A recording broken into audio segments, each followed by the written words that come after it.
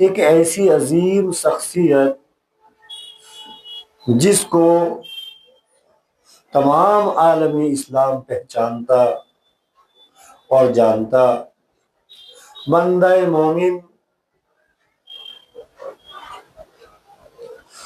और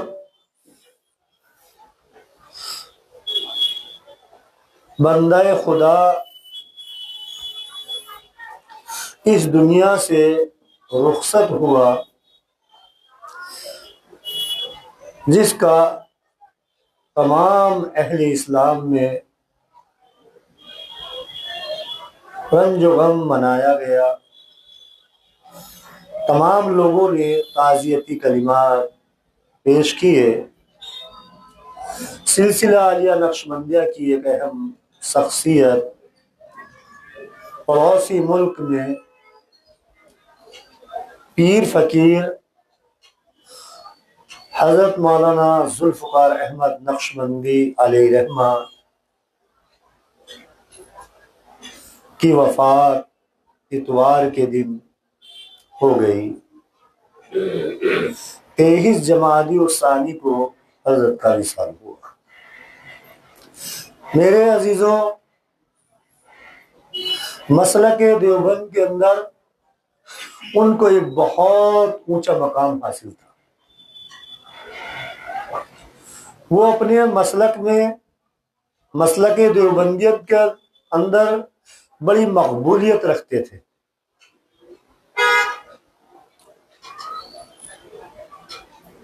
दो सौ से जायद मुल्कों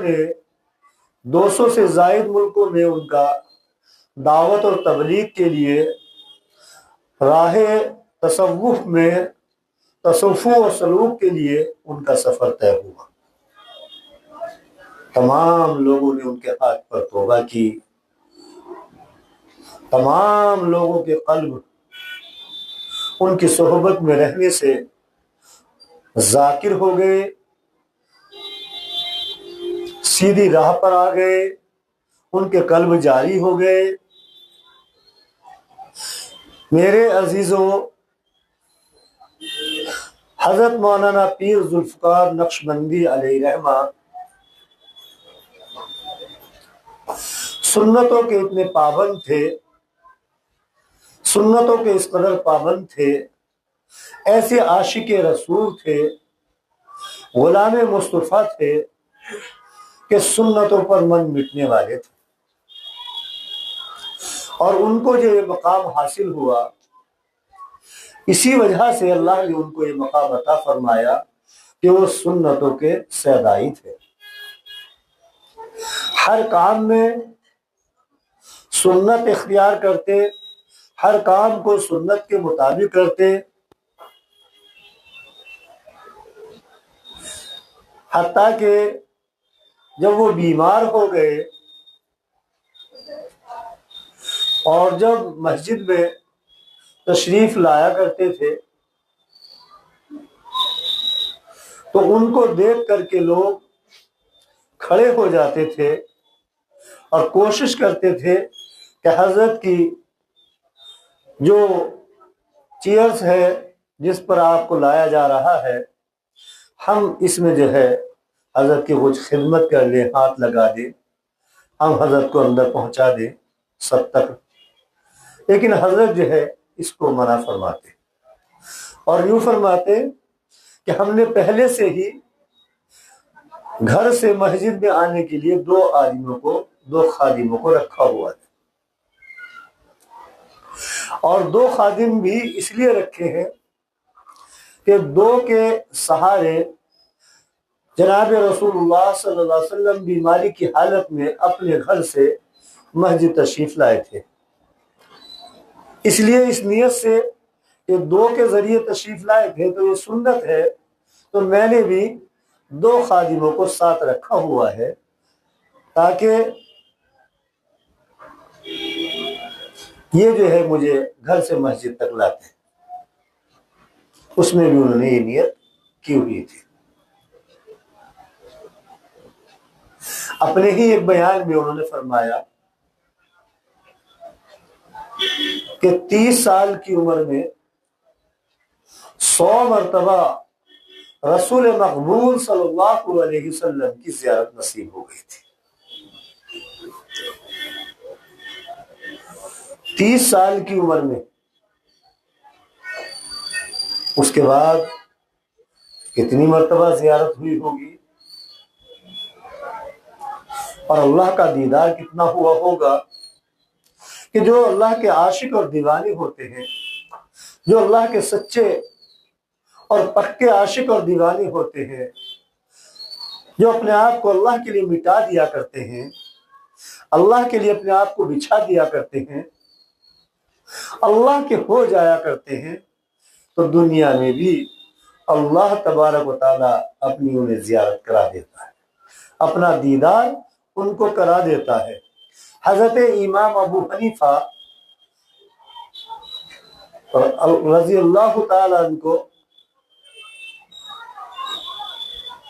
अल्लाह तबारक व तआला ने दुनिया में अपनी जियारत, अपना दीदार 99 मरतबा कराया।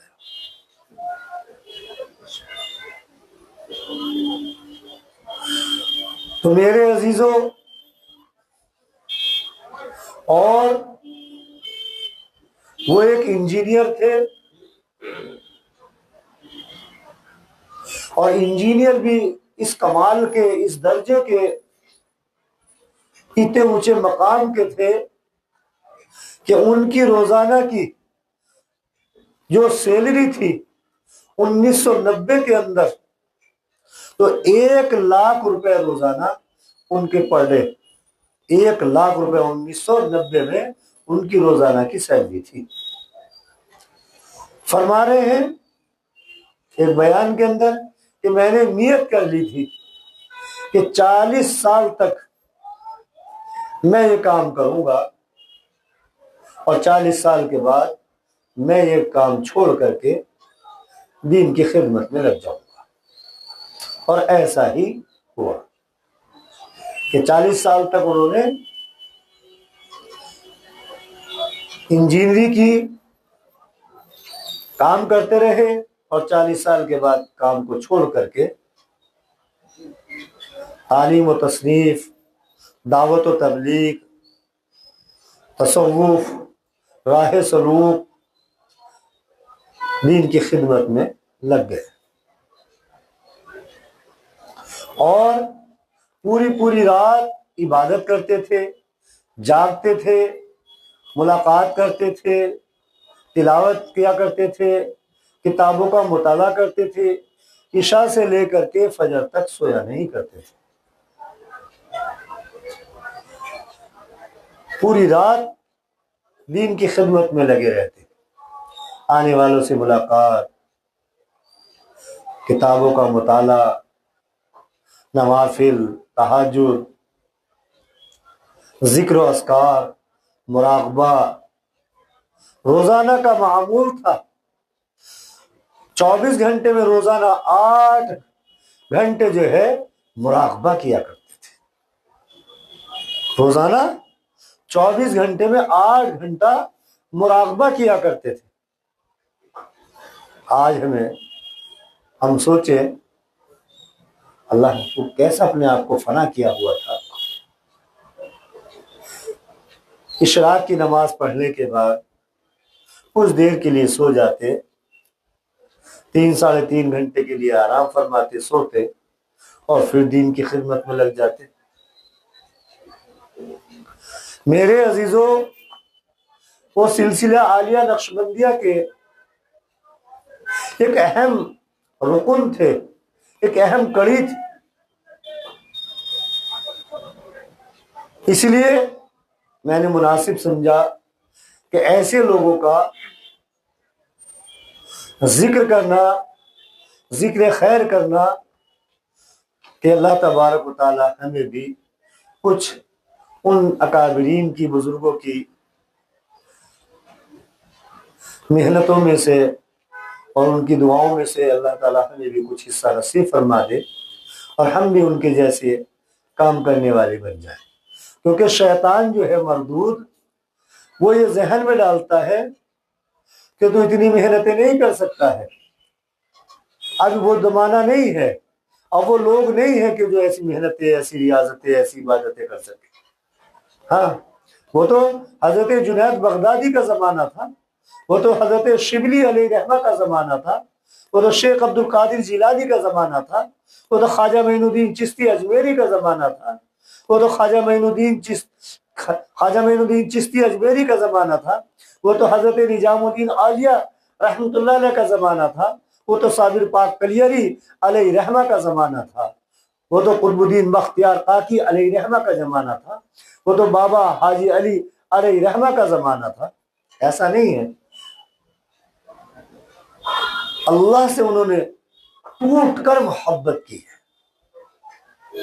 ऐसी टूट कर मोहब्बत की है कि उस मोहब्बत को पूरे आलम में फैलाने की कोशिश फरमाते रहे, पूरी जिंदगी इसी जुस्तजू में लगे रहे, अल्लाह के बंदों को अल्लाह से मिलाने के काम में पूरी जिंदगी फना करके चले गए। इस दौर के अंदर भी ऐसी शख्सियतें, ऐसे बुजुर्ग, ऐसे अल्लाह वाले, अल्लाह को चाहने वाले, अल्लाह से मोहब्बत करने वाले मौजूद हैं। मेरे अजीजों, कैसी दीन की खिदमत की, रात दिन सफर, हफ्ते हफ्ते भर सफर, महीने महीने सफर, पूरे पूरे रमजान का एतिकाफ, मोतकिफ रहना, उनके मोतकिफ जो उनके साथ में और हैं, जो उनकी सोहबत में रह रहे हैं, उनसे इस्तिफादा हासिल करने के लिए आए हुए हैं, उनकी फीज़ो बरक़ात हासिल करने के लिए रह रहे हैं, उनसे मुलाकात, उनकी इस्लाह, उनकी तरबियत। एक मरतबा मोतकिफ थे और रमज़ानुल मुबारक के शुरू अशरे में सूरे वाक़िया की तफसीर बयान फरमाई, और सूरे वाक़िया की तफसीर जब बयान फरमाई तो ऐसे अच्छे अंदाज से, इतना उम्दा अंदाज से कि बड़े बड़े आलिम उसमें मौजूद हैं, बड़े बड़े मुफ्तियान किराम तफसीर को सुन रहे हैं और कह रहे हैं कि ऐसी तफसीर तो कभी सुनी नहीं है। और उसके बाद फरमाया कि मैंने सूरे वाक़िया की तफसीर बयान करने के लिए, आपको तफसीर सुनाने के लिए 120 किताबों का मुताला किया। 120 किताबों का मुताला करने के बाद जब सूरे वाक़िया की तफसीर बयान फरमाई, अब अंदाजा लगा ले, जिसके लाखों मुरीदीन हो, इतना सफर हो, इतने मामूलात हो, इतना मुराकबा करते हो, इतने दुनियावी तकाजे भी साथ में जुड़े हुए हों और दीनी तकाज़ों पर जो चल रहे हों, और उतना मुताला करना, इतना मुताला करना है? ये तो इसलिए अच्छे लोग दुनिया से जा रहे हैं, हमें कदर करनी चाहिए। जो बचे हुए हैं उनकी हमें कदर करनी। हमारी बस्ती के अंदर